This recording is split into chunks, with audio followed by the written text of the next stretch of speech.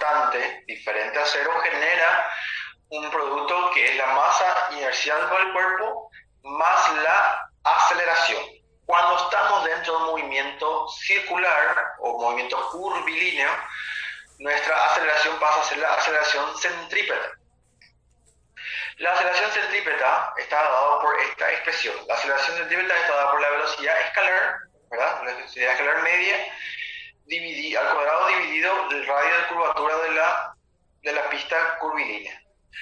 Multiplicado por la masa inercial nos genera una fuerza centrípeta. Es exactamente el mismo concepto que siempre estamos estudiando, solo que considerando la aceleración centrípeta del cuerpo dentro de una trayectoria curvilínea. Entonces, los ejemplos que evidencian la fuerza centrípeta pueden ser varios, pero se escogió 3, ¿verdad? Por ejemplo, la piedra se mantiene en trayectoria circular mientras la cuerda se mantiene estirada. Es decir, este cuerpo, esta piedra, esta partícula, ¿verdad? Él se mantiene en trayectoria circular, ¿verdad? ¿Por qué? Porque la piola o la cuerda hace que él no despegue y no tome una dirección recta de esta forma, ¿ok? Entonces, esta fuerza que hace que él mantenga esta trayectoria circular es nuestra fuerza centrípeta, la fuerza que lo mantiene con respecto a la curvatura de la trayectoria curvilínea, ¿ok? Ese es uno de los ejemplos. Por ejemplo, el otro, ejemplo 2, tendría que ser acá. La Luna se mantiene en órbita por la fuerza centrípeta debido a las fuerzas de atracción de la Tierra. Es decir, por fuerzas de atracciones, ¿verdad? Nosotros tenemos que esta masa, que es del planeta Tierra, atrae a esta masa menor, que es la Luna, y hace que ella se mantenga en una trayectoria circular alrededor del cuerpo mayor, que es de la Tierra, ¿ok? Entonces, esa fuerza que hace que ella no despegue y no vaya a otro lado es la fuerza centrípeta. ¿Okay? Y la tercera parte, en una curva, el rozamiento entre el neumático y la carretera, ¿verdad?, constituyen una fuerza centrípeta necesaria para conservar el automóvil en una trayectoria circular. Es decir, ella está hablando en la fuerza de rozamiento, que la cubierta, ¿verdad?, la goma con cierto coeficiente de fricción tiene con respecto a la pista, ¿verdad?, y esa es la responsable de que exista la fuerza centrípeta y que impide que el vehículo vaya con una trayectoria rectilínea por acá, hace que le mantenga dentro de la circunferencia. ¿Ok? Son unos de los millones de ejemplos que pueden llegar a existir. Por ejemplo, nosotros tenemos una situación de un vehículo en una trayectoria irregular, por llamarlo así, ¿verdad? Dice, un vehículo de 1000 kilogramos de masa recorre el trecho de una carretera conforme indica la figura, con una velocidad constante de 18 kilómetros por hora. Sabiendo que la gravedad igual a 10 metros por segundo, determine la intensidad de la fuerza normal que la carretera ejerce sobre el vehículo en los puntos A y el punto B. Ok, en el punto A y en el punto B, a simple vista ya nos damos cuenta que es una trayectoria curvilínea. Al ser curvilínea, automáticamente existe la fuerza centrípeta y por ende la aceleración centrípeta. ¿Ok? Entonces, vamos a ver. Posibles casos. ¿Dónde estás? Acá. Ok, entonces tenemos la trayectoria, voy a hacerlo en negro. Ahí, vamos a suponer que sea eso, el móvil va a ser.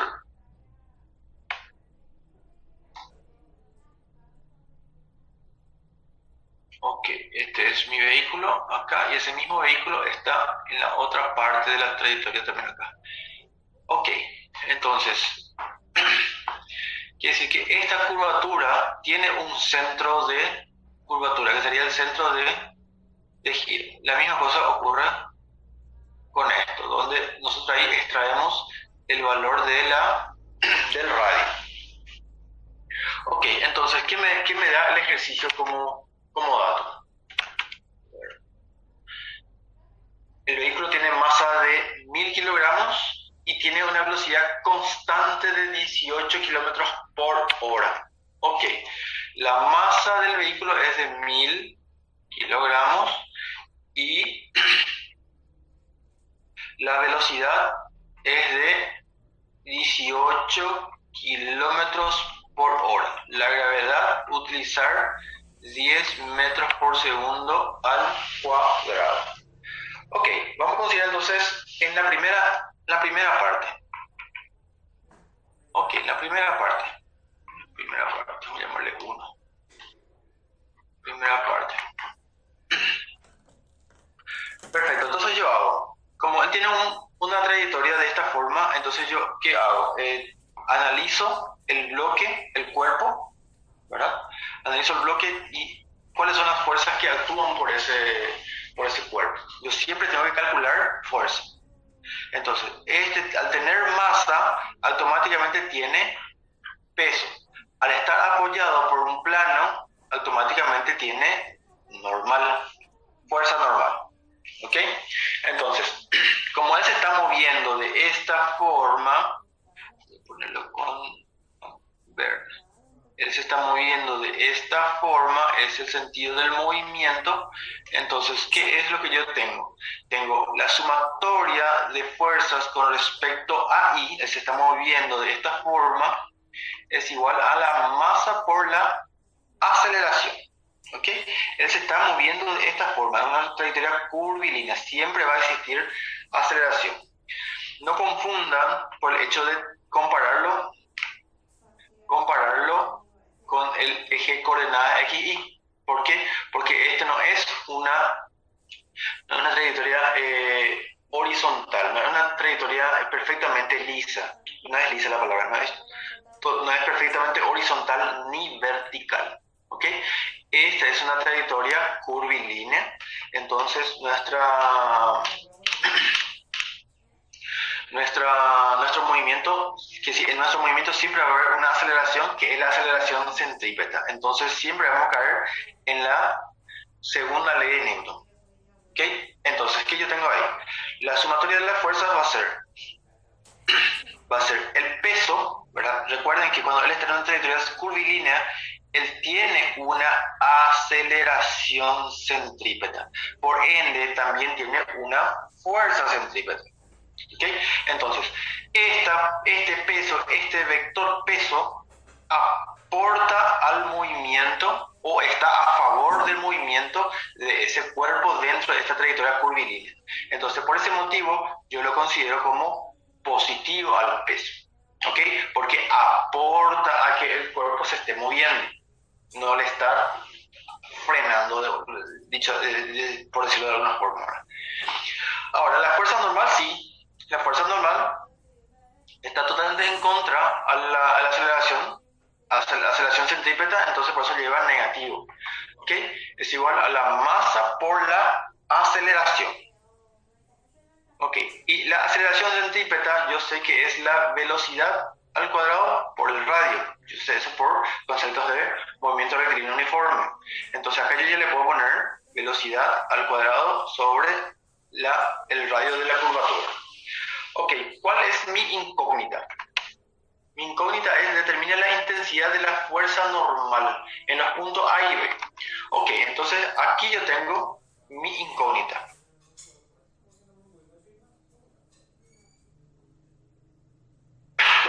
Ok, entonces voy a despejar. Entonces voy a hacer P de peso, ¿verdad? Todo este término que está sumando pasa restando, masa por velocidad al cuadrado sobre el radio de curvatura, y la n, que es la normal, que está restando, pasa al otro miembro sumando. Ahí yo consigo despejar mi incógnita. Ok, el peso, ¿qué es igual? Peso es masa por aceleración. ¿Ok? Masa es igual a 1000 kilogramos por la gravedad, que es 10 metros por segundo al cuadrado. Sistema nacional, sistema internacional. Masa es 1000 kilogramos tengo en kilómetros por hora. Yo esto debo de cambiarlo a metros por segundo. Entonces, ¿cómo hago eso?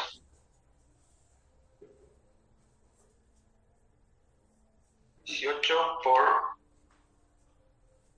1000 dividido 3600. Ok, pasarlo a metros por segundo sería 5 metros por segundo, sería la conversión ahí. Ok, entonces sería 5 metros por segundo, todo elevado al cuadrado dividido el radio. El radio, vamos a ver si tengo ese dato, tengo en la parte A, el radio yo tengo que es de 10 metros. Ok, entonces como está en el sistema internacional, entonces esto es 10 metros. Todo eso me da el valor de la normal en el punto A. ¿Ok?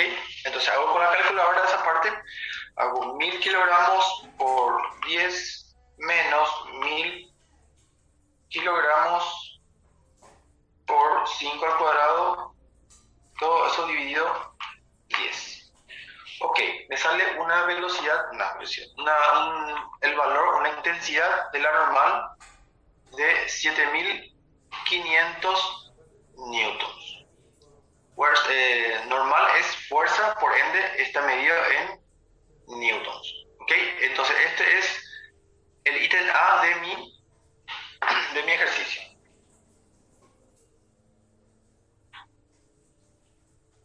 Un poco. ¿Hasta ahí se entiende todo?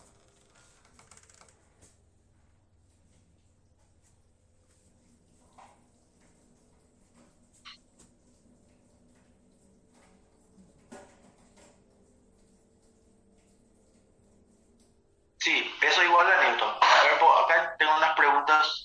Profe, tu peso no debería multiplicar por la masa. Ok.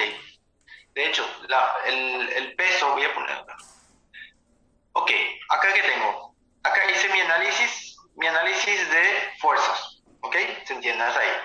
Ok, donde acá yo tengo el peso menos la normal. Donde el peso es igual a masa por gravedad. ¿Ok? El peso es masa por gravedad, donde acá está la masa y la gravedad que es 10 metros sobre segundo al cuadrado. Entonces acá yo tengo el factor peso. Y después yo tengo, según la ecuación, yo tengo masa por aceleración, ¿verdad? Por segunda ley de Newton yo sé que la fuerza resultante es masa por aceleración. Pero cuando yo estoy en una trayectoria curvilínea, ¿verdad? La aceleración, voy a escribirlo acá en amarillo para no confundir, la fuerza resultante es igual a la masa por aceleración. Esto es segunda ley de Newton. Cuando yo estoy en una trayectoria curvilínea, esta aceleración pasa a ser la aceleración centrípeta. ¿Ok? Entonces, esta aceleración es la aceleración centrípeta, donde la aceleración centrípeta tiene esta relación. La aceleración centrípeta es igual a la velocidad escalar de un cuerpo al cuadrado dividido el radio de curvatura. ¿Ok? Entonces, eso vino aquí, se sustituyó aquí, y a partir de ahí ya hice un despeje algebraico, simplemente donde mi incógnita pasó a ser perdón, la normal. ¿Ok? Y teniendo la normal, yo ya tengo exactamente el primer valor. La normal es el valor 7500 en el punto A. ¿Ok?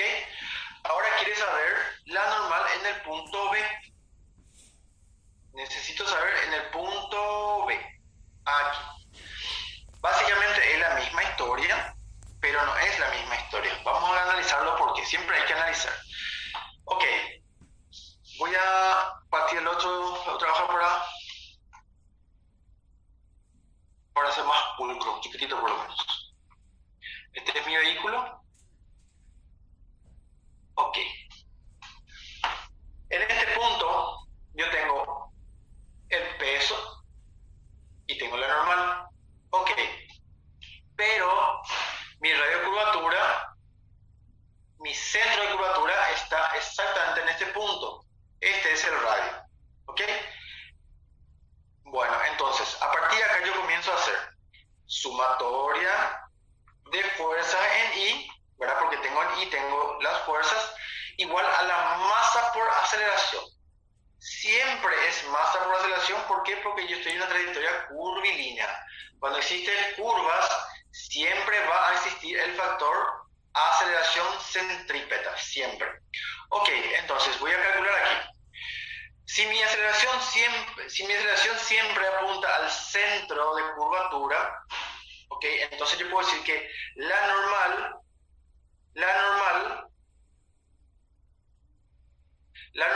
está a favor de la aceleración. Por ende, la normal por ese motivo lleva signo positivo.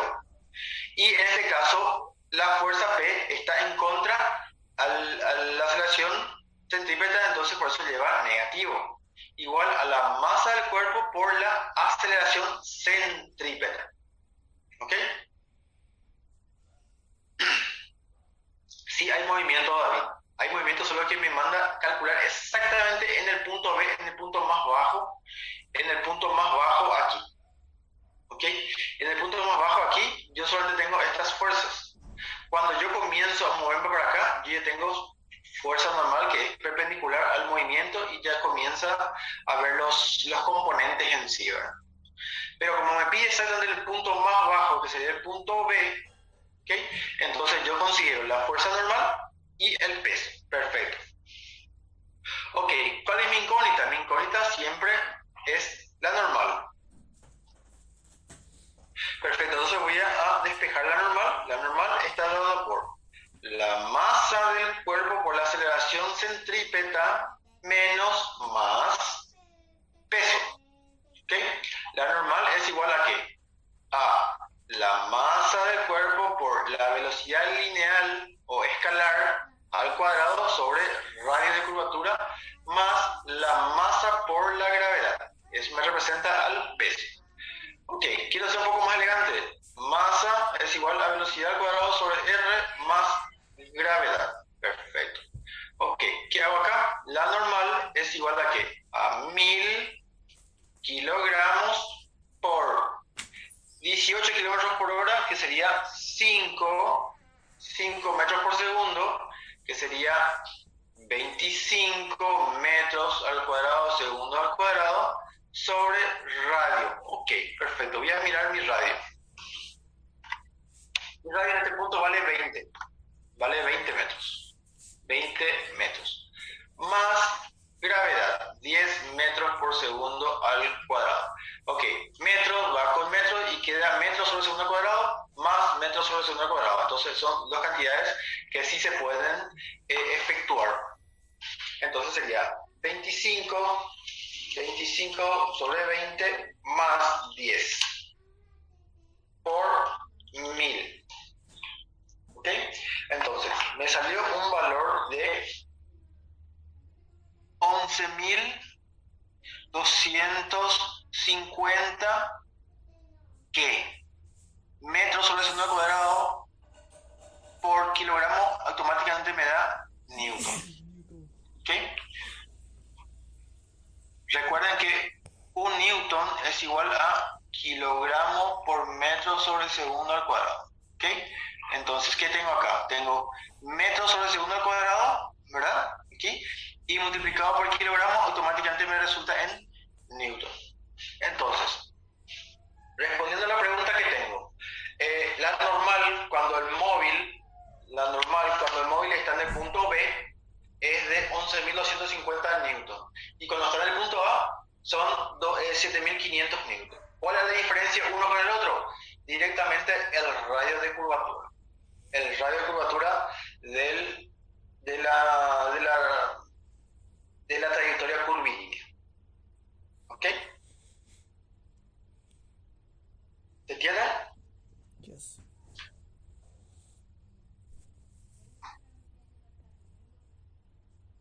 ¿Todo bien hasta ahí? Yes. Ok, perfecto. Vamos al siguiente, un ejemplo bien más fácil. Tengo un automóvil de 800 kilogramos de masa, que si un automóvil de 800 kilogramos de masa describe una curva con radio igual a 150 metros. El coeficiente de rozamiento de fricción lateral, ¿verdad?, entre los neumáticos y la pista es de 0,6. Determine la máxima velocidad que el vehículo debe tener para no patinar en la curva o no derrapar en la curva igual. ¿Ok? Entonces,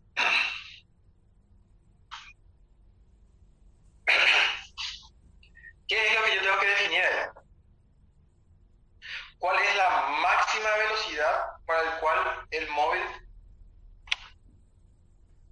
Voy a hacer el diseño acá, uno un poco más simple. Voy a hacerlo así. Tengo una trayectoria curva, donde yo tengo un móvil que está acá. ¿Ok? Y esto tiene una radio de curvatura de acuerdo a su pista curvilínea, donde existe una fuerza de fricción, ¿ok? Una fuerza de fricción, y existe también lo que llamamos nosotros nuestra fuerza centrípeta, y existe nuestra fuerza de fricción que hace que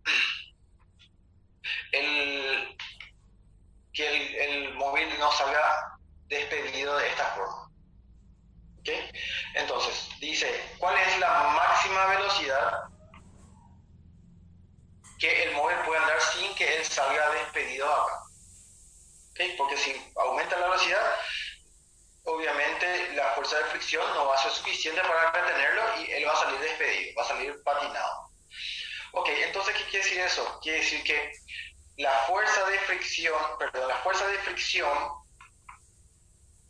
La fuerza de fricción tiene que trabajar conjuntamente con la fuerza centrípeta, porque la fuerza centrípeta también hace que él se quede manteniendo esta misma trayectoria. ¿Ok? Entonces, tiene que tener en la misma intensidad la fuerza centrípeta. ¿Ok? Entonces, perdón. De acuerdo a este planteo, yo puedo decir que la fuerza de fricción está dada por el coeficiente de rozamiento por la normal que tiene ese móvil, ¿verdad? Y la fuerza centrípeta es masa por aceleración. Pero la aceleración, como estamos hablando de una aceleración centrípeta, entonces es velocidad al cuadrado por el radio. ¿Ok? Entonces, ¿cuál es mi incógnita? Mi incógnita es la velocidad. Esta es la velocidad. Y esta velocidad va a ser máxima cuando esto ocurre. ¿Ok? Esto va a ser máxima cuando esta igualdad ocurre, la que la fuerza de rozamiento en intensidad sea exactamente igual a la fuerza centrípeta que le mantiene dentro de la trayectoria curva. Perfecto. Bueno, entonces continuamos aquí. Y ya tengo que despejar el valor de B, ¿verdad? Que es justamente mi incógnita. Yo sé que mu por la normal por el radio, ¿verdad? Esto pasó multiplicando, dividido la masa del cuerpo. Es igual a la velocidad al cuadrado, pero si yo no quiero el cuadrado, le hago raíz. Ok, perfecto. Ahora, ¿qué tengo? Yo tengo como dato, tengo el radio como dato, ¿verdad? A ver, tengo la masa tengo como dato, tengo el coeficiente de rozamiento tengo como dato, y tengo el radio tengo como dato, que es 150 metros. ¿Qué es lo que me falta? Me falta la normal. La normal es perpendicular al plano de apoyo. Ok, en teoría, la normal está saliendo verticalmente de nuestra hoja. Si yo dibujo de otra forma, suponiendo que yo dibujo, por ejemplo, esto es la calle, es una calle de esta forma, y donde acá está mi vehículo. Ok. Suponiendo que esto es mi vehículo. Ok, el vehículo tiene una fuerza P y una normal N. Ok, ¿se entiende, verdad? Entonces, ¿qué quiere decir eso? Si yo hago sumatoria de fuerza en I igual a 0, ¿verdad? ¿Por qué? Porque él no se está moviendo de esta forma, su movimiento circular es en la horizontal, no es en la vertical, por ese motivo lleva 0, entonces yo sé que la normal menos el peso es igual a 0, donde aquí yo sé que la normal es igual al peso. y peso es masa por gravedad. ¿Ok? Entonces, acá yo tengo que V es igual a ¿qué? A mu por masa por gravedad por el radio dividido masa. Masa se elimina con masa, ¿ok? Y la velocidad está dado por el valor 0,6 por la gravedad, que es 10 por el radio de curvatura, que es de 150 metros. Todo eso bajo raíz. Hago con la calculadora 0.6 por 10 por 150. Raíz de todo eso,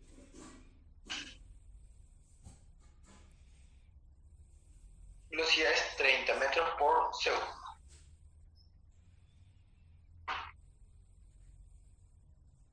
¿Ok? El resultado voy a ponerlo en otro color para que después puedan identificar.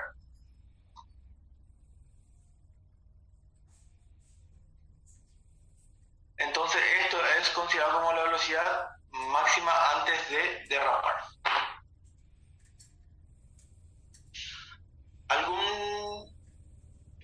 ¿Alguna consulta?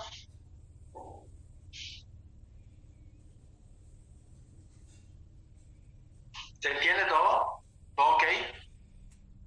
¿Sin problemas?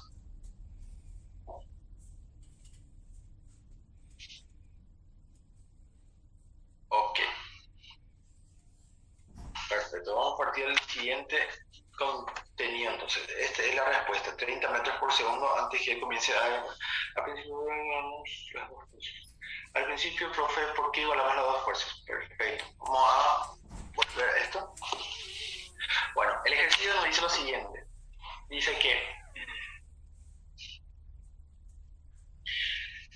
el ejercicio, determine la máxima velocidad que el vehículo debe tener para no patinar en la curva, dice. Ok, nosotros sabemos dos cosas, nosotros. No sabemos lo siguiente, no sabemos qué. Voy a venir acá. Ejemplos que evidencian la fuerza centrípeta.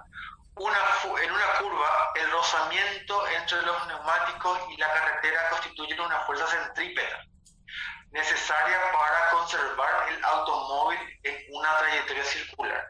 Es decir, si yo tengo un móvil en una curva, la fuerza centrípeta hace que este vehículo no salga despedido de esta forma. ¿Ok? Entonces, nosotros tenemos la fuerza centrípeta tenemos de esta forma, pero también tenemos que este móvil se mueve con una fuerza de rozamiento dinámico, de movimiento, fuerza de rozamiento dinámico, ¿ok? Entonces, la fuerza de rozamiento dinámico hace también que él no tenga una velocidad mayor, ¿verdad? Convengamos que la fuerza de rozamiento dinámico hace que él no o se opone al movimiento del cuerpo. Entonces yo sé que el máximo que puede llegar una fuerza centrípeta con respecto a su fuerza de rozamiento es cuando ambos valores o ambas fuerzas tienen la misma intensidad. La fuerza de rozamiento y la fuerza centrípeta. Si uno es mayor, va a hacer que el cuerpo tienda a ir para acá. ¿Okay? Y la fuerza de rozamiento, si es menor, esto va a salir despedido. ¿Okay? Entonces, por ese motivo, hacemos la igualdad entre ambos términos y a partir de ahí comenzamos a despejar y descubrimos el factor velocidad, donde cuando esto se cumple, yo digo que esta velocidad es la velocidad máxima que él puede tener antes de derrapar. ¿Ok?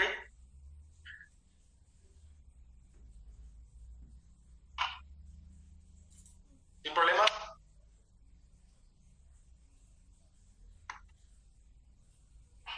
Bueno, volvemos al ejercicio que está acá. Bueno, partimos al siguiente ejercicio que también habla de la misma cosa. De repente en este ejercicio va disipando un poco más las dudas también. Perdón. Dice, un balde lleno de agua describe un movimiento circular de 80 centímetros de radio en un plano vertical.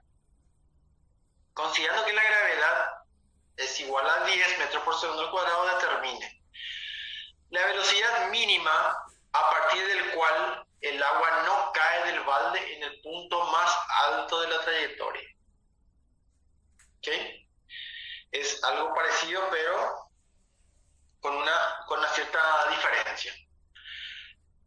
Ítem B. La intensidad de la fuerza ejercida en el fondo del balde sobre el agua en el instante que el balde pasa a decir, por el punto más alto de la trayectoria con una velocidad mínima para que el agua no se derrame.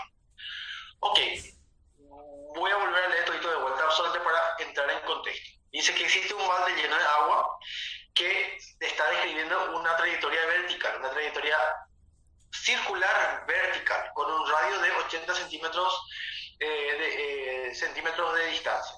¿Okay? Radio de 80 centímetros. La velocidad, si nosotros damos muy fuerte la vuelta a ese balde, obviamente el agua va a recibir una presión y se va a alojar todo en el fondo del balde, ¿verdad? Se va a alojar todo en el fondo del balde y va a impedir que se caiga. Voy a la pizarra para ir describiendo un poco mejor. Ok, suponiendo que esto es mi balde,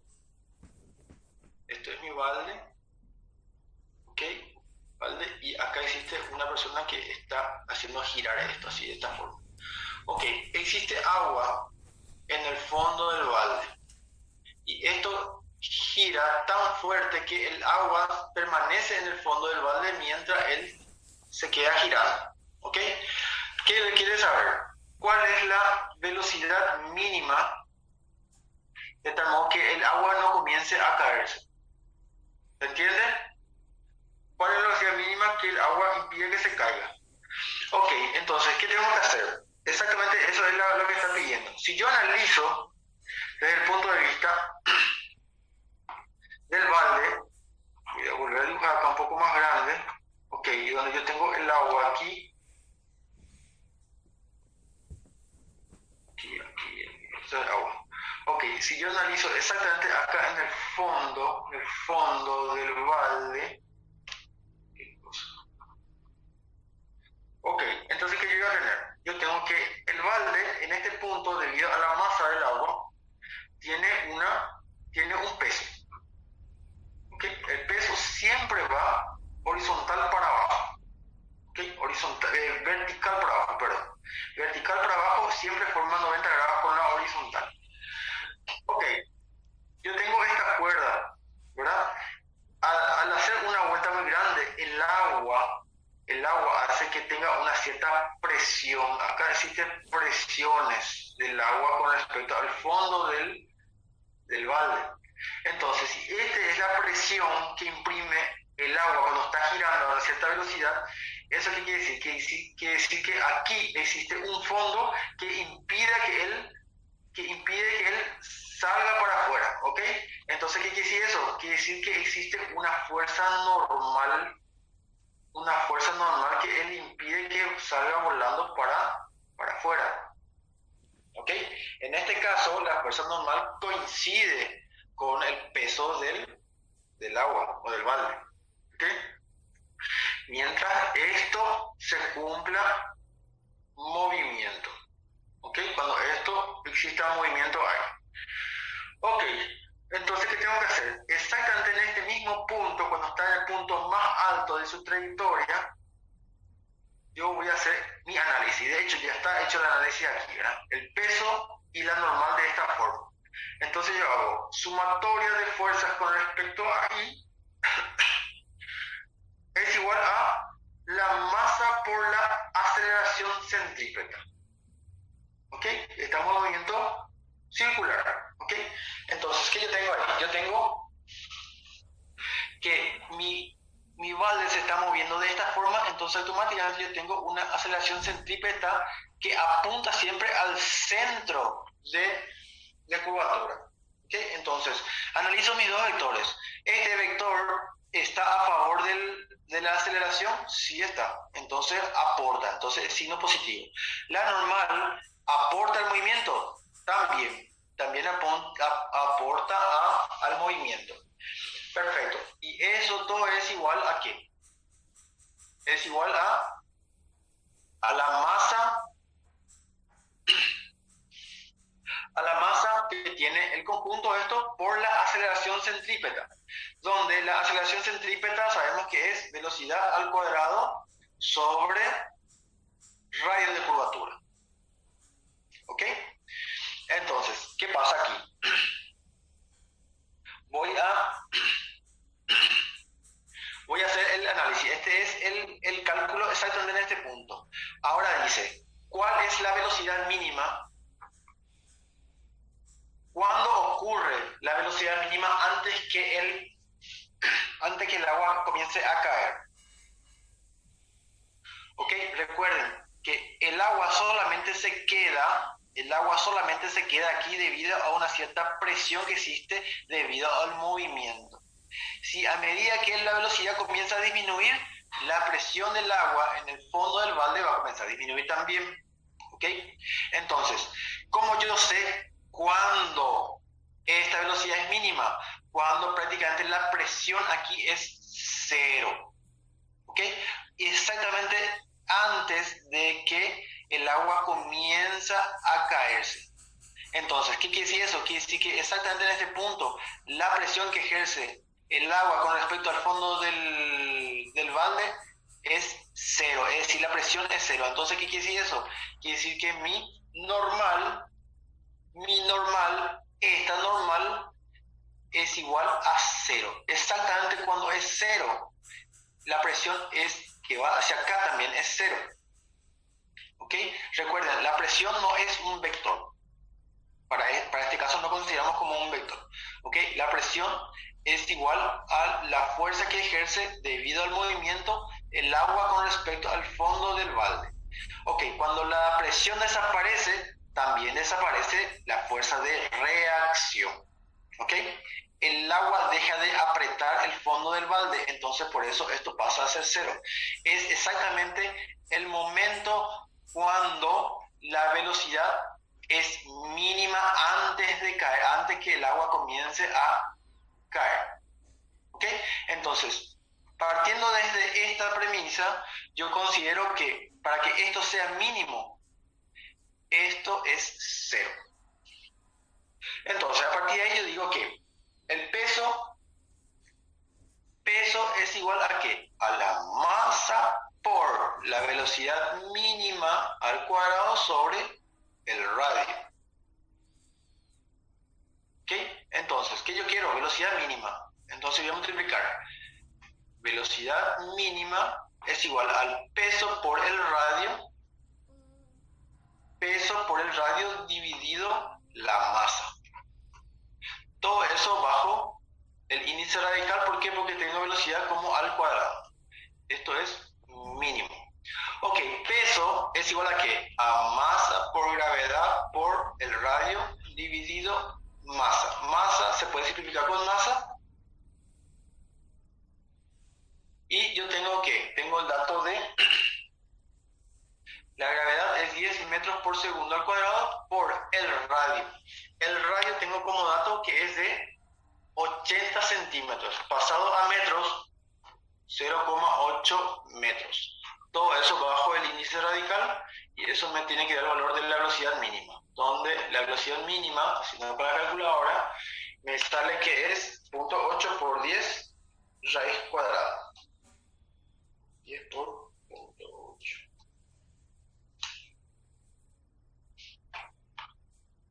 Ok, me sale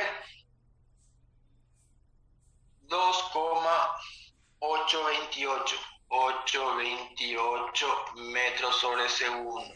Ok, llevado a nuestro concepto sería velocidad mínima es igual a 2,83 metros sobre segundo. Y esto es mi resultado.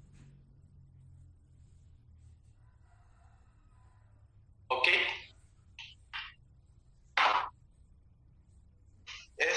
velocidad mínima.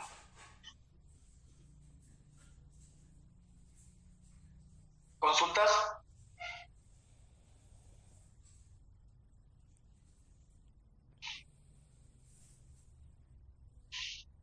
¿Se entiende?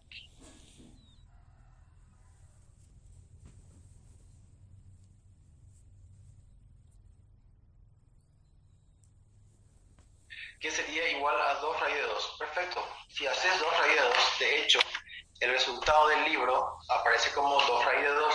2 por raíz de 2 es igual a exactamente el mismo valor.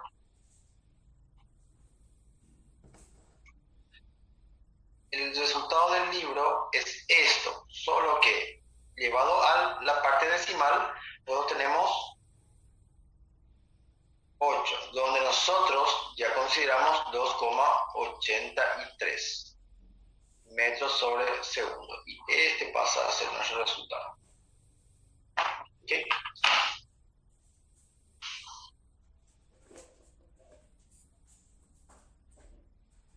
Bueno, la presión es como dije David. Esa agua que está presionando el fondo del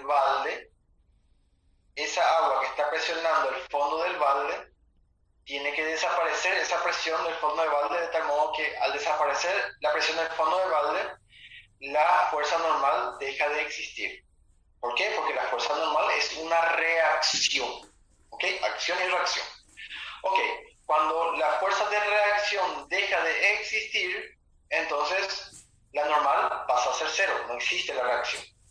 Entonces, cuando ocurre eso, quiere decir que en ese momento exacto el agua tiende a caer por su peso. ¿Por qué? Porque ya no hay nada que le está presionando arriba. Tenés que considerar siempre que el balde está boca abajo, ¿verdad? Porque exactamente el punto más arriba, el balde está con la boca para abajo y el agua tiende a caer a menos que no tenga la velocidad suficiente. ¿Ok? ¿Y cuál es la velocidad suficiente o cuál es la velocidad mínima? Cuando dejó de existir presión aquí y cuando acá comenzó el movimiento para caerse.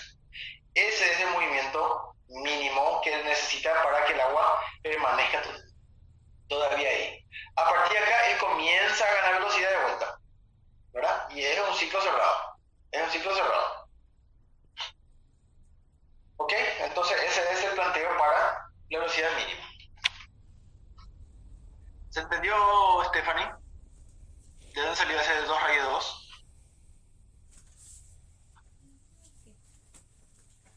Así es.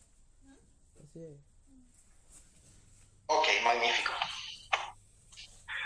Ok, ahora comenzamos a tocar el concepto de trabajo y energía. Es exactamente o es inherente a la dinámica que estamos estudiando. ¿Por qué? Porque para que exista trabajo existe fuerza. Pero vamos a ir viendo el concepto en sí. Trabajo y energía. El concepto de energía se usa para estudiar una amplísima gama de fenómenos físicos. No es algo que se pueda tocar, pero se puede sentir sus manifestaciones, nos dice el texto. Por ejemplo, se siente el calor de la madera cuando se quema, es una forma de energía, ¿verdad? Energía disipada, vemos el flash de una cámara, energía luminosa, sentimos cómo nos mantiene caliente un abrigo, que es por medio del rozamiento, existe cuando se calienta, ¿verdad? La importancia del concepto de energía surge al principio de la importancia del concepto de energía surge del principio de conservación de la energía. La energía es una cantidad que se puede convertir de una forma a otra, pero no se puede crear ni destruir. La famosa frase que la energía no se crea ni se destruye, solo se transforma, ¿verdad? Para evaluar cuantitativamente la energía, se debe medir la transferencia de energía de un cuerpo a otro, y esto es lo que consideramos como el trabajo. ¿Okay? Por eso el trabajo y la energía van una de la mano de la otra. ¿Okay? Donde la energía es un sentir, se siente la energía de acuerdo a ciertas situaciones. ¿Y cómo se mide la energía? Mediante el trabajo que se produjo. ¿Okay? ¿Qué tanta leña se quemó? ¿Qué tanto abrigo tenés encima? ¿Qué tanta potencia tiene tu cámara para que emita un flash? Entonces, todo parte por la capacidad de trabajo que tiene una cierta situación o un cierto equipo o un cierto lo que sea. ¿Ok? Entonces, la energía es la capacidad de un sistema o un fenómeno para llevar a cabo un trabajo determinado. ¿Ok? Trabajo y energía van de la mano. Entonces, como queremos definir energía, pero solamente la energía se puede definir mediante trabajo, entonces vamos a trabajar, o entre comillas, para la redundancia, vamos a trabajar en definir el trabajo. ¿Ok? Entonces, ¿el trabajo qué dice? Dice que el trabajo en física, ¿verdad? Es una buena acotación también, ¿verdad? El trabajo en física siempre está siempre relacionado con una fuerza y un desplazamiento. Una fuerza aplicada a un cuerpo realiza trabajo cuando produce un desplazamiento del cuerpo. Se tienen tres casos. El primer caso, la fuerza tiene una componente en la dirección del desplazamiento. Es decir, si yo tengo un cuerpo, si yo tengo este bloque, un cuerpo cualquiera, y yo le aplico una fuerza, está estirando esta fuerza, y esta fuerza o este cuerpo, debido a esta fuerza, generó un cierto movimiento. Entonces yo tengo el primer caso del trabajo, donde yo digo que el trabajo generó un trabajo motor. Es decir, la fuerza está en la misma dirección que el desplazamiento. ¿Okay? Entonces la fuerza tiene una componente en la dirección del desplazamiento, entonces por eso yo digo que el trabajo, su objeto fue positivo. Trabajo positivo o un trabajo motor. ¿Okay? Y está. Perdón.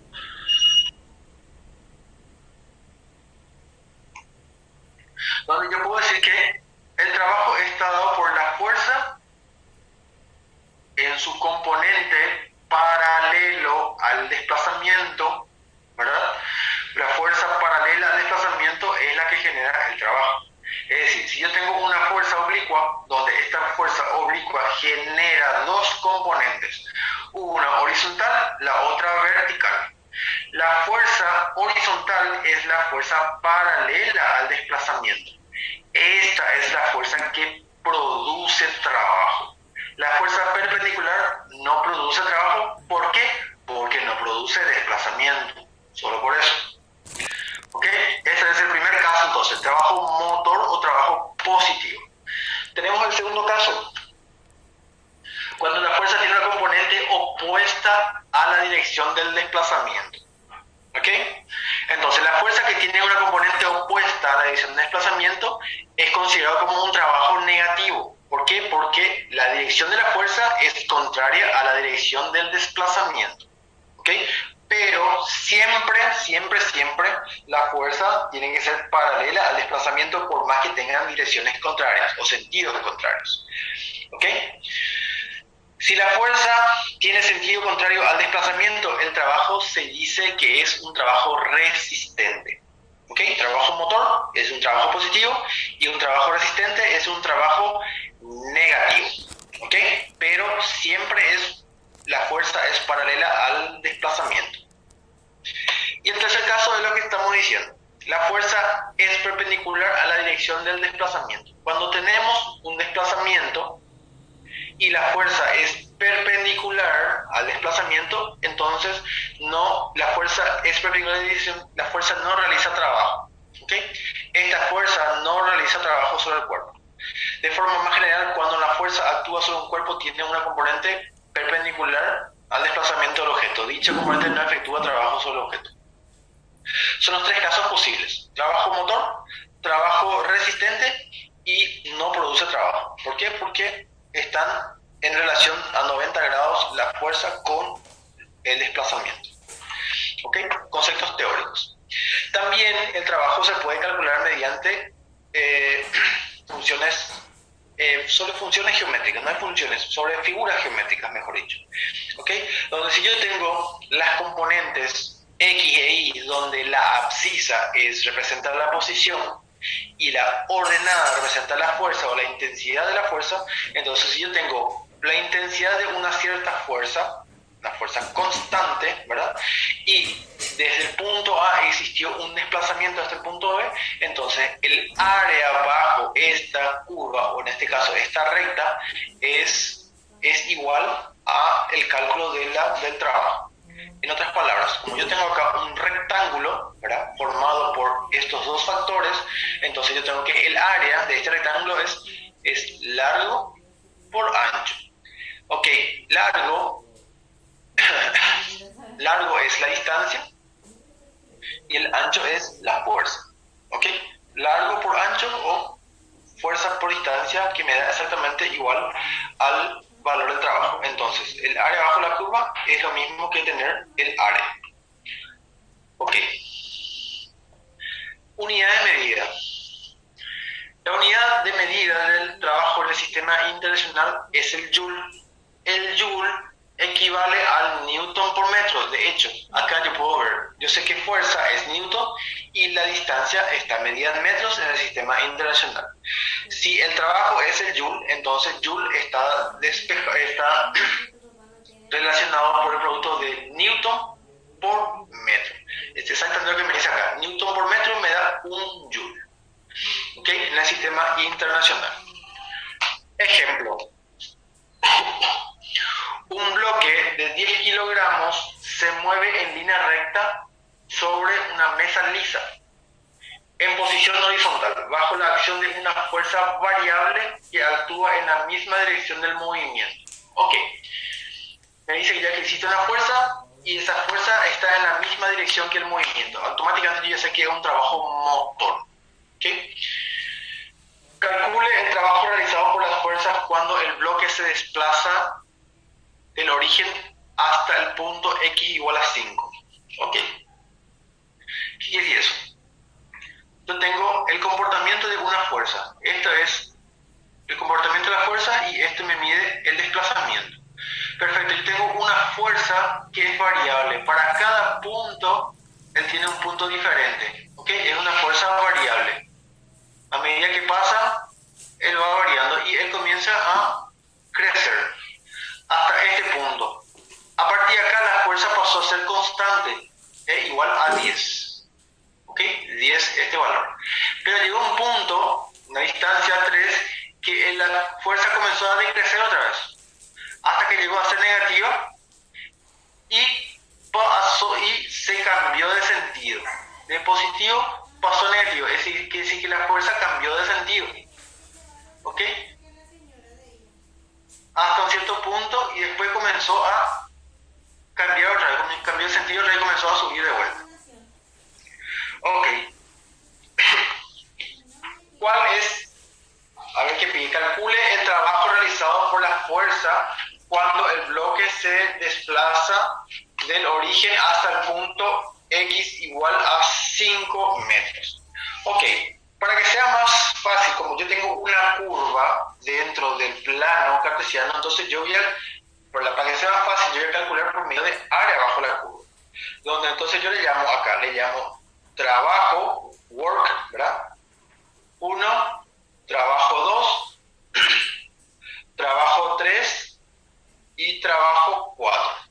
¿Okay? Donde el trabajo total va a estar dado por el trabajo 1, el trabajo 2, trabajo 3 y el trabajo 4. ¿Ok? Entonces, esto es nada más y nada menos que encontrar el área de cada una de las partes. 1, 2, 3, 4. Ahí está. Trabajo total. Ok, la primera parte es un triángulo. ¿Cuál era el área del triángulo? Base por altura sobre 2. La primera parte. La otra parte es largo por ancho. Más triángulo de vuelta. Base por altura sobre 2. Más un triángulo que yo tengo que es base por altura sobre 2 otra vez. Tengo un triángulo de vuelta. Base por altura sobre 2. Trabajo total está dado por... La base del primero es 1, ¿verdad? Esta es la base, la distancia, por la altura que es esta altura, por 10.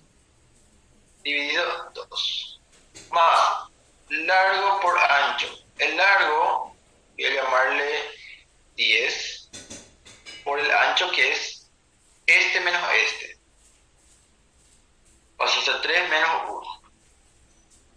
1. Más base por altura. Acá va a ser la base, va a ser 4 menos 3 por altura, que es 10 sobre 2. Más que más la base, que es esta parte, que es 5 menos 4, por altura. Ya sé que esta altura vale todo esto, que es menos 6 sobre 2. Ok, la trabajo total es igual a ¿qué? 1 por 10, 10. 10 dividido 2, 5 joules, o 5 de área. Más 3 menos 1, 2 por 10, 20. Más 4 menos 3, 1 por 1, 10 dividido 2, 5. Más 5 menos 4, 1 por menos 6 da menos 6. Menos 6 dividido 2 da menos 3. ¿Ok? Joule. Entonces, se hace la suma aritmética de todo eso. ¿Y cuánto sale? 5 más 20, 25, 30. 30 menos 3 da 27. 27 joules. Y finalmente, eso es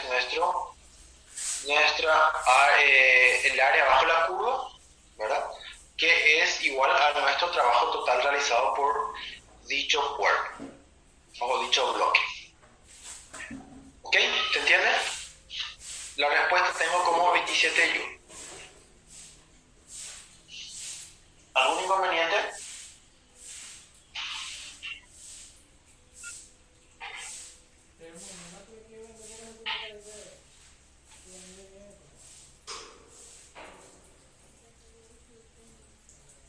Ok, perfecto. Vamos al siguiente ejemplo entonces. El ejemplo 5. Dice, sobre un cuerpo de 8 kilogramos de masa, inicialmente en reposo, actúa una fuerza constante de 80 newton en la dirección del desplazamiento. Determine el trabajo realizado por la fuerza en los primeros 20 segundos del movimiento. Ok. Entonces, ¿qué tengo? Tengo un plano horizontal. Tengo un plano horizontal donde está el bloque y se le aplica una fuerza. ¿Ok? Una fuerza de 80 newtons, donde el cuerpo tiene 8 kilogramos. El cuerpo de 8 kilogramos, inicialmente en reposo, velocidad inicial 0, actúa una fuerza constante de 80 newtons en la dirección del desplazamiento. Ok, acá hay un desplazamiento. Ok. Determine el trabajo realizado por la fuerza a los 20 primeros segundos. Ok, perfecto. Entonces existió un movimiento donde justamente me pide el trabajo. Trabajo es igual a, trabajo es igual a fuerza por distancia. ¿Ok? La fuerza tengo como dato, que es 80 newton, ya está en el sistema internacional, y yo tengo que la distancia que recorre, ¿verdad? Yo sé que al existir una fuerza va a existir un movimiento, ¿verdad? Entonces automáticamente yo puedo calcular la distancia existe en ellos. Entonces yo utilizo el concepto de espacio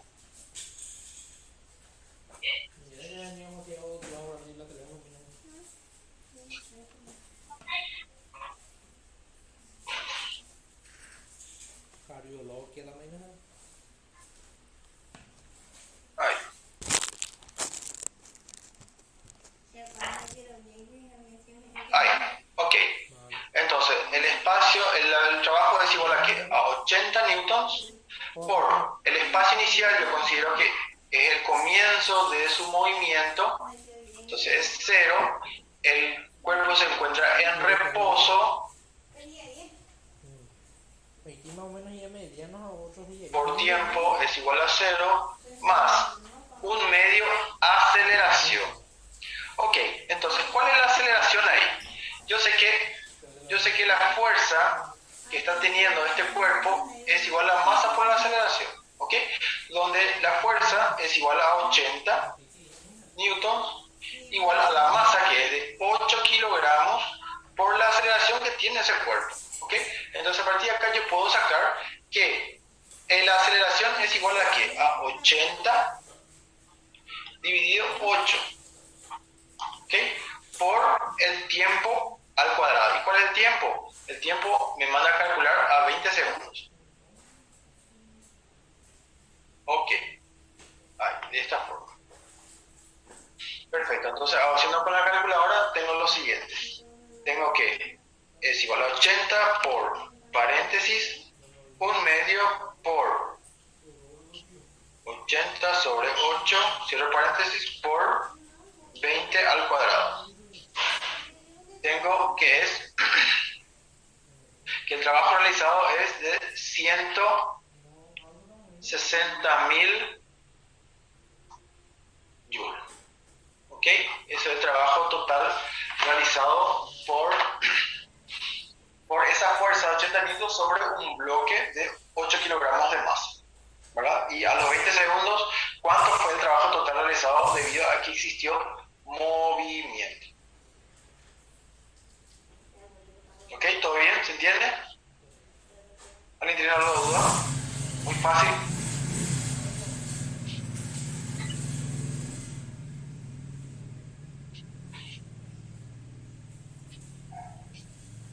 Ok, partimos al siguiente entonces. Ejemplo 6. Un granjero engancha su tractor a un trineo cargado con leña y lo arrastra 20 metros sobre el suelo horizontal, como se indica en la figura. El peso total del trineo y la carga es de 14.700 newtons. El tractor ejerce una fuerza constante de 5.000 newtons a 36,98 grados de inclinación con respecto al horizontal. Una fuerza de fricción de 3.500 newtons se opone al movimiento del trineo. Calcule el trabajo realizado por cada fuerza que actúa sobre el trineo y el trabajo total de todas las fuerzas. Ok, perfecto. ¿Qué quiere decir esto? Tengo yo el trineo exactamente en este mismo punto, donde el trineo tiene una fuerza, un peso, ¿verdad? Tiene un peso de 14.700 newtons. Se dan cuenta que no me da masa, entonces no hace falta multiplicar por gravedad. Tengo directamente el valor de la carga o el peso en sí. ¿Ok? Entonces, ¿qué tengo? Tengo la fuerza de fricción, que es de ¿cuánto? Que es de 3.500 newtons. ¿Ok? Y después tengo una fuerza que ejerce aquí, que es el tractor imprime una fuerza de 5.000 newtons a un ángulo de 36,98 grados. Exactamente. Y él se desplaza y lo arrastra por 20 metros sobre el suelo horizontal. Es decir, este trineo, de estar a este punto, pasa a estar acá 20 metros después. ¿Ok? Exactamente, acá pasó a estar la carga de leña. Ok, ¿quiere saber? Calcule el trabajo realizado por cada fuerza que actúa sobre el trineo. Perfecto, entonces voy a calcular todas las cargas, las fuerzas que están por ese cuerpo. Ok, entonces ¿qué voy a hacer? Yo sé que el trineo o la carga de leña tiene un peso P que es de 14.700 newtons. Ok, le llamo fuerza 1. Yo sé que es el peso, pero le llamo fuerza 1. el trabajo para la fuerza 1 es igual a fuerza 1 por la distancia. ¿Ok? Yo sé que la distancia fue de 20 metros. ¿Ok? Perfecto, entonces ¿qué hago? Esta fuerza es perpendicular al desplazamiento, entonces como tengo el ángulo 90, entonces puedo hacerlo así. Tengo 14.700, que es el valor de mi fuerza, por el coseno del ángulo 90, que dicho sea paso, esto es igual a 0, por la distancia, que es de 20 metros. Todo eso me da un trabajo nulo o un trabajo 0 joule. ¿Ok? Toda fuerza perpendicular al desplazamiento no genera trabajo. Ok. Tengo la segunda fuerza, que es la fuerza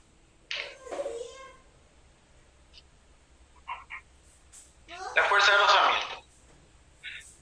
Fuerza 2 le voy a llamar, por la distancia.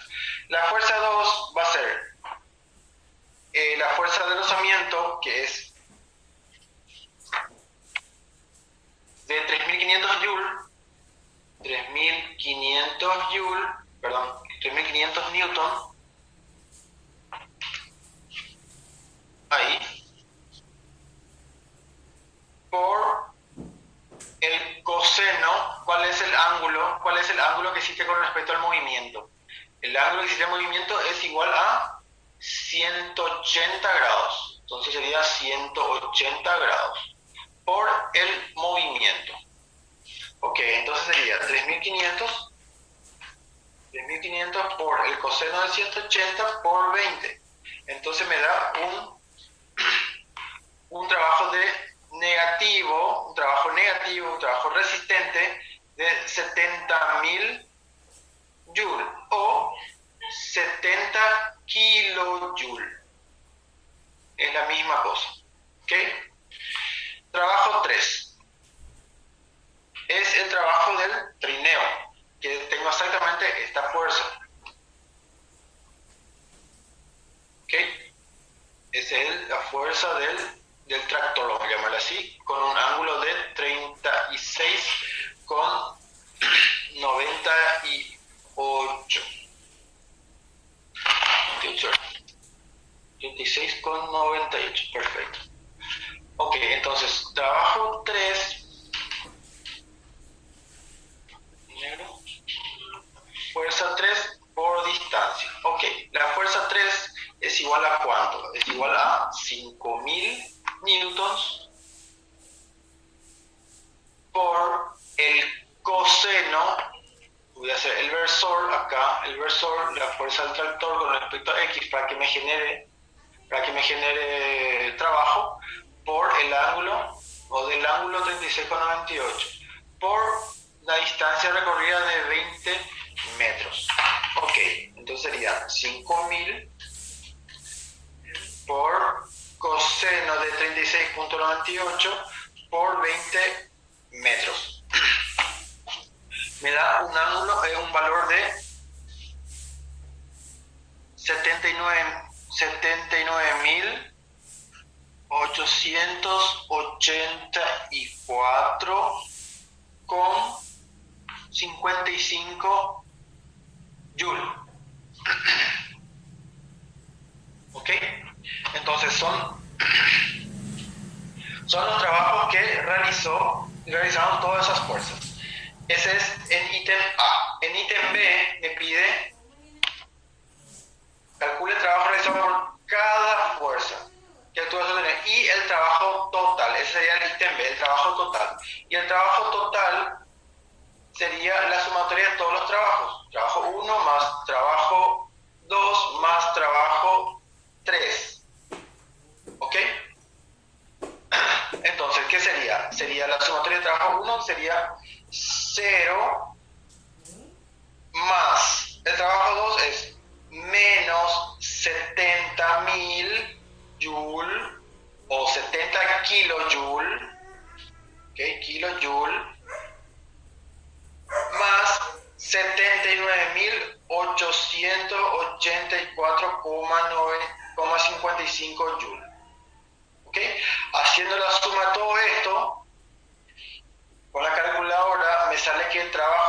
total realizado por el tractor en el trineo es de 9.968,46. 50 y como no 45, no 55. Joule.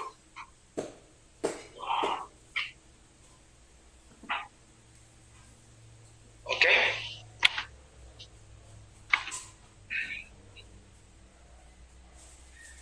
Sumado este más este, algebraicamente cada uno con sus signos, entonces yo tengo el trabajo total realizado. 0 más, entre paréntesis, negativo 70 kilojoules o 70.000 joules, más 79.884,55 joules, entonces me da el resultado de 9.968,55 joules. A ver, poco. En realidad ya copié el Mayay. Voy a hacer de vuelta. Y sacar la calculadora sería 0 menos 70.000 más 79.884,55. Correctísimo.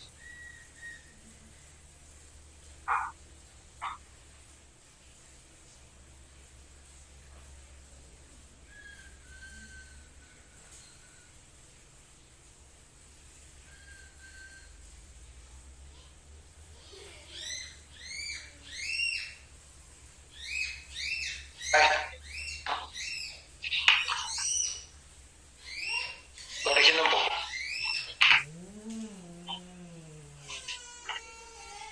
Es 9.9, es 9.8. Ahí. Ahí me salió con la calculadora eso, ese valor. A todos les sale igual.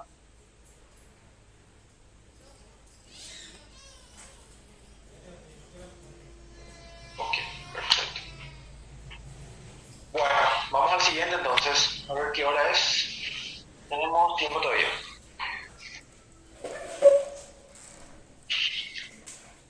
Trabajo y peso. Fuerza del trabajo, es decir, mejor dicho, trabajo de la fuerza peso. Ok, entonces tenemos que, si se considera un cuerpo de masa M lanzado verticalmente del suelo hacia arriba y alcanzando una altura H, o abandonado de la misma altura con relación al suelo en un lugar donde la aceleración de la gravedad es igual a G, como el cuerpo está sujeto a la fuerza del peso P, ella realiza un trabajo resistente durante la subida y un trabajo motor en la bajada. Ok, recuerden que como estamos en dinámica todavía y nosotros en dinámica estudiamos el movimiento de los cuerpos o partículas considerando qué fue lo que le ocurrió, ¿verdad? Entonces tenemos el cálculo de fuerza por medio de esa partícula o de ese cuerpo. Al tener fuerza y al tener desplazamiento, nosotros estamos en condiciones de encontrar el trabajo y por ende la energía. ¿Okay? Pero cuando tenemos movimientos verticales, ¿okay? Entonces esa fuerza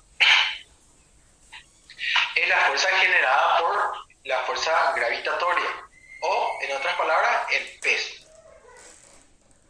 ¿Ok? Entonces, nosotros sabemos que cuando tenemos un cuerpo de masa M y cuando él está subiendo, nosotros generamos un movimiento en contra a la gravedad. Sabemos que la gravedad está de esta forma, si yo me estoy moviendo de esta forma, entonces quiere decir que yo estoy generando un trabajo negativo o, en otras palabras, un trabajo resistente. Pero si mi movimiento es a favor, de la gravedad, entonces quiere decir que tenemos un trabajo motor o un trabajo positivo. ¿Ok? Entonces, dicho eso, nosotros vamos a decir lo siguiente también, que el trabajo de la fuerza peso no depende de la trayectoria. El trabajo de la fuerza peso no depende de su trayectoria, es decir, solamente depende de las posiciones inicial y final del cuerpo. Fuerza con esta característica que son llamadas fuerzas conservativas, ¿ok? Entonces, a mí no me importa si este cuerpo se subió directamente acá, si se subió por este punto o se subió por este punto. A mí lo que me importa es cuando yo tengo movimiento en la vertical con respecto siempre con la gravedad, a mí me importa cuál es su posición inicial y cuál es su altura final. ¿Qué camino tomó? Poco me aporta a los cálculos que yo necesito realizar. ¿Ok? Solamente posición inicial y posición final. Ok, de acuerdo a esta gráfica me dice acá yo tengo la posición inicial en el suelo, es el punto A. La primera situación es la posición B, que es una trayectoria directa, la menor trayectoria posible. La segunda es la posición C, donde tuvo un cierto recorrido mayor a B. Y la D es el mayor recorrido de todos los otros dos casos anteriores. En todos los tres casos, caso 1, caso 2, caso 3, el trabajo es igual. ¿Por qué? Porque ambos están a la misma distancia con respecto a la vertical de su punto inicial. ¿Ok? Y cuando sube, genera un trabajo resistente, un trabajo negativo. ¿Ok? Cuando baja, positivo. Ejemplo 7. Una esfera de 2 kilogramos de masa está sujeta al extremo de un hilo de 60 centímetros de longitud, dispuesto horizontalmente como se indica en la figura. Calcule el trabajo realizado por el peso de esta esfera en el desplazamiento de A a B. Considere que la gravedad es igual a 10 metros por segundo al cuadrado. Perfecto, ¿qué es lo que yo necesito saber? ¿Qué es lo que yo quiero saber? Calcule el trabajo realizado. Voy a poner acá el lápiz. Dice, calcule el trabajo realizado. Automáticamente, cuando yo quiero saber trabajo es igual a fuerza por distancia. ¿Okay? Como yo estoy trabajando con movimientos verticales, porque este hace este movimiento, entonces que yo tengo que el trabajo realizado es igual a ¿qué? Es igual a el peso, que es la fuerza gravitacional, por la distancia que en este caso, como es un péndulo, una esfera, sería el radio de curvatura, o la distancia de este hilo, igual. Entonces, ¿qué tengo? Tengo peso es igual a masa por gravedad por el radio. Despejando los valores, yo tengo que la masa es igual a 2 kilogramos, sistema internacional. La gravedad es 10 metros por segundo al cuadrado, también sistema internacional. Y el radio es 60 centímetros que tengo que pasarlo a metros, que sería 0,6 metros, ¿verdad? Dividido 100.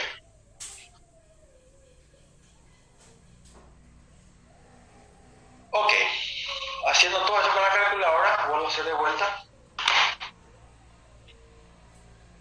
2 por 10 por punto 6.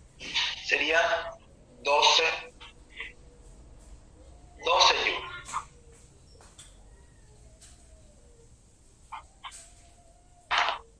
¿Ok? Entonces, directamente el trabajo realizado por ese péndulo a la hora de bajar es un trabajo positivo, ¿verdad? Se nota eso, es un trabajo positivo porque baja y tiene valor de intensidad 12 joules. Muy fácil, aplicación directa de fórmula. Ok. Ahora tengo otra situación, no muy diferente, pero con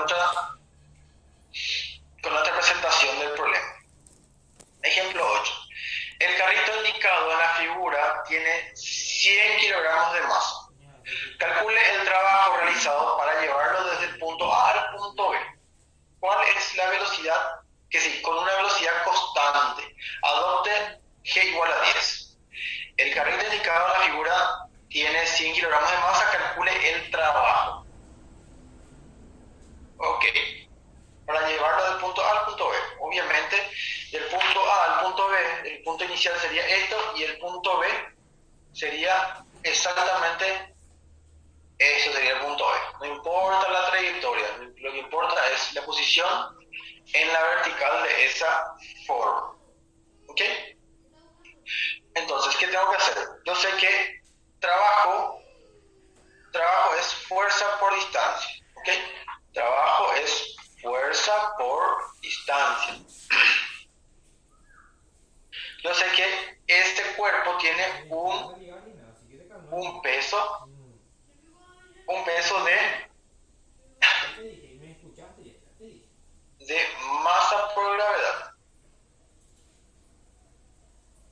Ok, entonces trabajo es igual a peso por la altura que recorre él, donde el trabajo es igual a la masa por la gravedad por la altura que emprendió ese cuerpo. Ok, perfecto. Entonces, ¿qué yo tengo acá? Yo tengo la masa que es igual a 100 kilogramos por la gravedad que es 10 metros sobre segundo al cuadrado por la altura. Perfecto. La altura no tengo como dato, pero tengo forma de calcular. Ok, ¿la altura qué es? La altura es el plano horizontal hasta el punto B. Entonces, exactamente esto es la altura.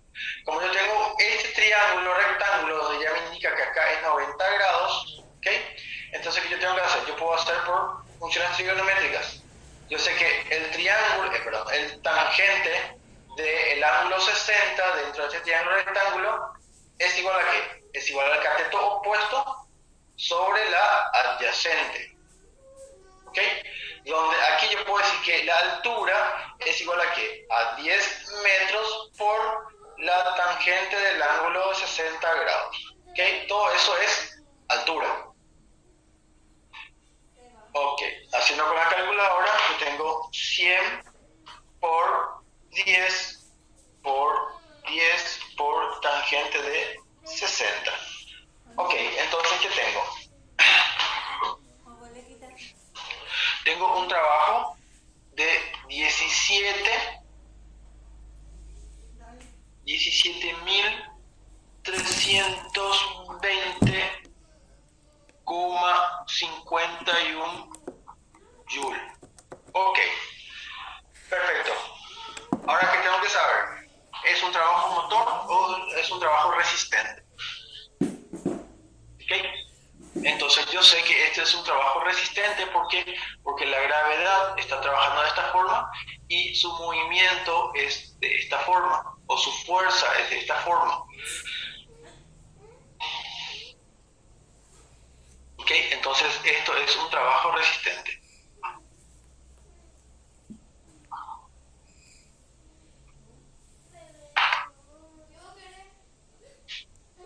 ¿Todo bien?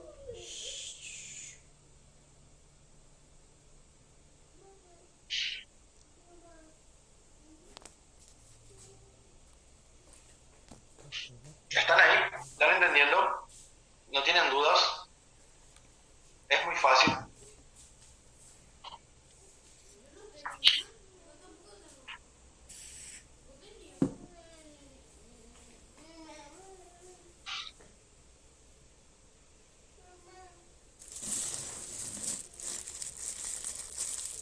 Ok, perfecto, Lucía. Muchas gracias por responder. ¿Por qué es negativo? Bueno, perfecto.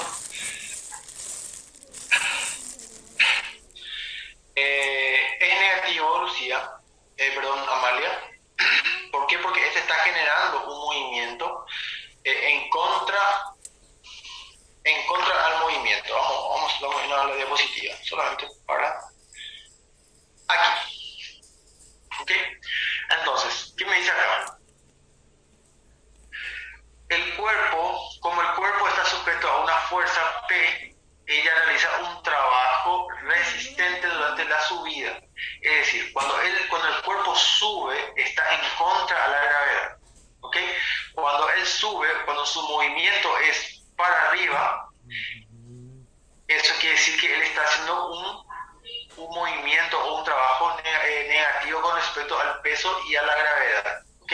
Por ese motivo le llamamos trabajo resistente o un trabajo negativo. ¿Ok? Y si es a favor, por eso es un trabajo positivo. ¿Ok?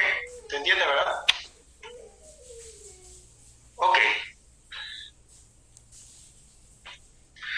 Ahora entramos en el concepto de rendimiento. Rendimiento dice que si se imagina una máquina cualquiera que deba realizar un determinado trabajo, ¿verdad? Por ejemplo, un tren eléctrico, para que este funcione se le debe suministrar una potencia denominada potencia eléctrica o potencia total. Por otro lado, el tren desarrolla una potencia útil que provoca su desplazamiento. La potencia útil siempre es menor que la potencia total, pues una parte de la potencia total es utilizada para vencer las resistencias pasivas, es decir, las fuerzas de rozamiento, ¿okay? Las fuerzas que impiden el movimiento, representadas principalmente por el rozamiento, como dice el nombre.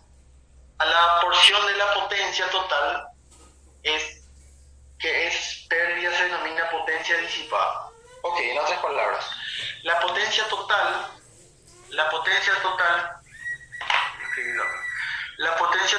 es igual a la suma algebraica de la potencia útil más la potencia disipada. La potencia útil, que está aquí, que es lo que generalmente, es lo que siempre genera el trabajo, ¿verdad? Es lo que genera el trabajo en sí, el trabajo útil, el trabajo del movimiento. Y está la potencia disipada, que generalmente es debido al rozamiento que tiene el sistema, ya sea en este caso el tren o lo que sea. ¿Okay? Entonces, la potencia, el rendimiento es debido a la relación que existe entre ellos. Dice, para calificar a una máquina en cuanto a su eficiencia, se define la magnitud del rendimiento por la letra esa, no me acuerdo el nombre, como el cociente entre la potencia útil y la potencia total, recibida. ¿Okay? Entonces, el rendimiento de una cierta máquina, de una cierta persona o de lo que sea, está dado directamente por la relación de la potencia útil que tiene ese cuerpo dividido la potencia total. Te voy a quitar y así me hincha. ¿Ok? Entonces, como el rendimiento es el cociente entre dos magnitudes de la misma unidad, es adimensional. Es decir, yo tengo una potencia y tengo la potencia útil y tengo la potencia total. ¿Ok? Entonces, a partir de ahí, después yo puedo decir también que el rendimiento puede ser expresado en porcentaje. ¿Ok? También esta es una relación que también puede ser representado en porcentaje, por 100, ¿verdad? Y el rendimiento siempre es menor que la unidad y menor o igual a 0. Es decir, toda vez que si el rendimiento es 1, significa que la potencia útil es igual a la potencia total, pero la potencia útil nunca es igual a la potencia total. Siempre existe un factor de disipación.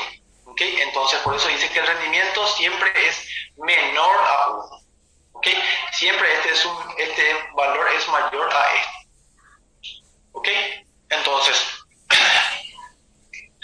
¿qué puedo decir? Yo puedo decir también que la potencia, como estamos calculando potencia, yo defino que la potencia, ya sea útil o disipada o total, está dado directamente por el trabajo que tiene un cierto cuerpo, ¿verdad?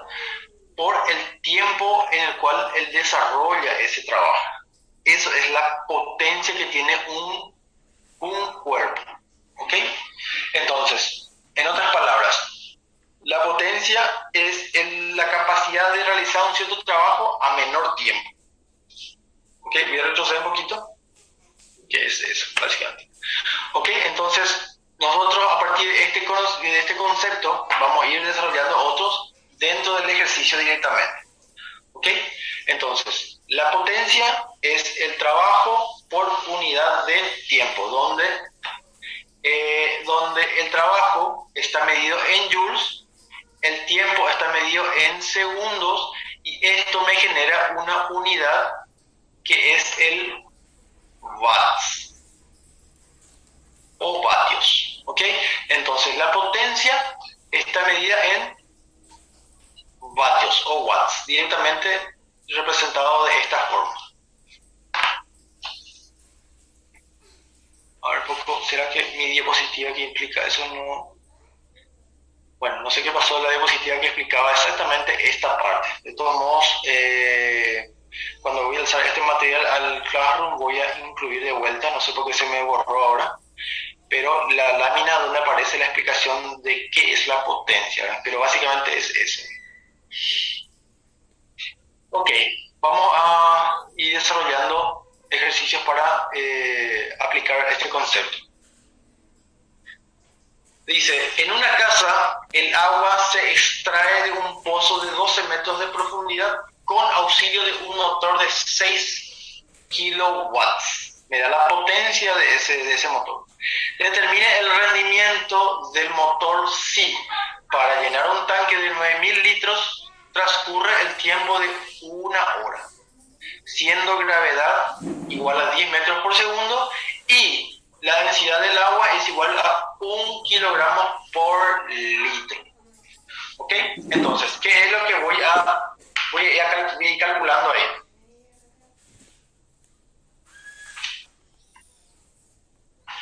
Dios mío, Hugo, Se me perdió diapositivas. Bueno. Ok, entonces, ¿qué tengo? Yo tengo un pozo de 12 metros por ¿okay? El pozo tiene una cierta agua donde tiene una motobomba que extrae el agua fuera del pozo. ¿Okay? El pozo en total tiene 12 metros. ¿Okay? Y tiene un tanque, al lado tiene un tanque de 9.000 litros. ¿Okay? Un tanque que es capaz de soportar todo el agua que pueda extraer. Ok, entonces, ¿qué quiere saber? Quiere saber el rendimiento. El rendimiento automáticamente es la potencia útil por la potencia total. ¿Ok? Entonces, yo sé que potencia está dado por el trabajo por unidad de tiempo. ¿Ok? Entonces, ¿qué pasa acá? Yo tengo que el motor eléctrico puede entregar una cantidad total de energía de 6 kilowatts. Entonces, esto representa mi potencia total que es capaz de mover mi motor, que sería 6.000 watts. ¿Ok? Entonces, eso sería mi potencia total. Lo que yo tengo que calcular ahora es mi potencia útil. Entonces, mi rendimiento está dado por la potencia útil está dada por el trabajo por unidad de tiempo dividido 6.000 watts, que ya sé que es mi potencia total. De acá yo saco que el trabajo es igual a qué. Trabajo es igual, él tiene que vencer toda esta altura para poder sacar el agua fuera del pozo. Entonces, ¿yo qué ya tengo? Yo tengo que tengo fuerza por distancia. ¿Ok? Recuerden que trabajo es fuerza por distancia dividido el tiempo. ¿Ok? Entonces, ¿qué pasa acá? Yo tengo que el peso está dado por ¿qué? Masa por gravedad. Entonces yo tengo masa, que es la masa del agua, él va a extraer 9.000 litros y cada litro pesa 1 kilogramo. Entonces él va a extraer 9.000 kilos. ¿Okay? Por la gravedad, que es 10 metros por segundo al cuadrado, por la altura del pozo, que es 12 metros, dividido el tiempo que consigue sacar todo eso en 1 hora. ¿Ok? Entonces, 1 hora, como 1 hora, tengo que pasarlo a segundos para trabajar todo el mismo sistema internacional. 1 hora representa 3.600 segundos. ¿Ok? Dividido la potencia total que tiene el motor. Ok, entonces hago el cálculo, sería 9.000 por 10 por 12, todo eso dividido 3.600. Ok, entonces acá me da una relación de 300 watts dividido 6000 watts. Haciendo esa relación, yo tengo dividido 6000, tengo que es, el rendimiento es igual a 0,05 o puedo representarlo en porcentaje. Multiplico por 100 y tengo 5%. ¿Ok?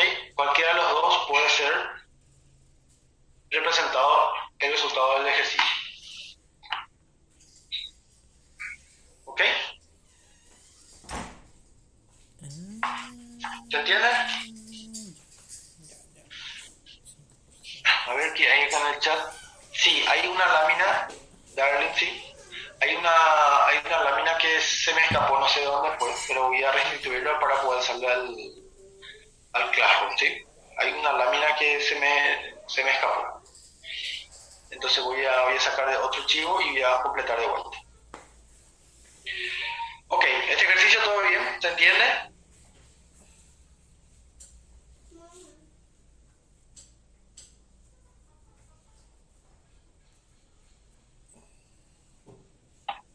Ok, 5%. Y tenemos el último ejercicio de hoy, que dice lo siguiente. Este es el último, le prometo. Dice, un automóvil de 120 kilogramos recorre una pista recta y horizontal de 800 metros, con una velocidad constante de 20 metros por segundo. Durante el tiempo, el motor del automóvil desarrolla 30 kilowatts de potencia eficaz, potencia útil. ¿Okay? Determine el trabajo eficaz realizado por el motor en el intervalo considerado.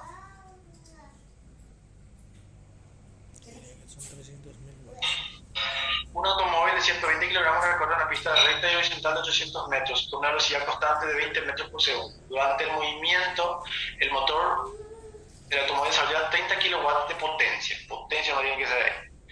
Determine el trabajo eficaz realizado por el motor en el intervalo considerado. Ok, perfecto. Entonces, ¿qué voy a hacer? Yo tengo que uno de los datos es la masa del cuerpo o del vehículo, que es 120 kilogramos. Tengo la trayectoria o el desplazamiento que tiene ese cuerpo, que fue de 800 metros de longitud. ¿Ok? Y desarrolló una velocidad constante o una velocidad media, es la misma cosa, de 20 metros por segundo de velocidad. Después también tiene una potencia, el vehículo tiene una potencia total de 30 kilowatts. ¿Okay? ¿Qué quiere saber? Quiere saber, determine el trabajo. Quiere saber el trabajo que desarrolla ese motor. ¿Okay? Entonces yo sé que la potencia es igual a ¿qué? A la capacidad de trabajo con respecto al tiempo. ¿Ok? Entonces, a partir de ahí yo tengo, pero yo no tengo el tiempo y trabajo es una de mis incógnitas. Ok, entonces, ¿qué tengo que hacer? Yo sé que la potencia es igual a ¿qué? El trabajo es igual a la fuerza por el desplazamiento, concepto de trabajo en sí, dividido el tiempo. Pero si yo comienzo a relacionar mis cantidades, esto es básicamente es igual a la velocidad media. ¿Verdad? Concepto de velocidad media. Entonces, ¿qué es lo que tengo? Tengo que potencia es igual a la fuerza por Velocidad media. por velocidad.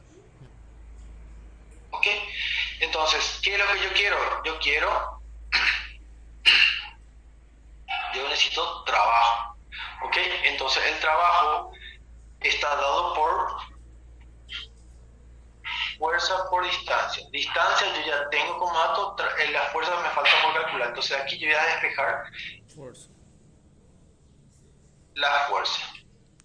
Ok, entonces acá yo hago que fuerza es igual a ¿qué? A la potencia que tiene el motor, potencia eficaz que tiene el motor, dividido la velocidad que imprime el motor, 20 metros por segundo. Ok, haciendo con la calculadora tengo 30.000 dividido 20, sería 1500, ¿ok? 1500 1500 ¿qué? 1500 newton de fuerza. Para calcular el trabajo sería fuerza por distancia, que sería 1500 newtons por una distancia desarrollada de 800 metros. 800 metros. Ok, por 1500 es igual a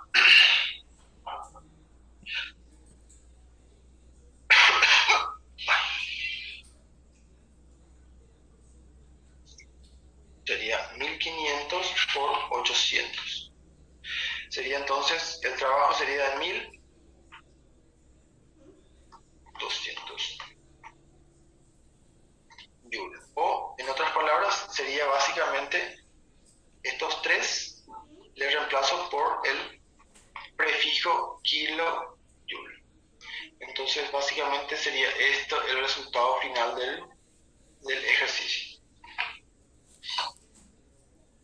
¿Ok? Básicamente es reemplazo de fórmula directa, no hay mucho por complicarse, ¿verdad?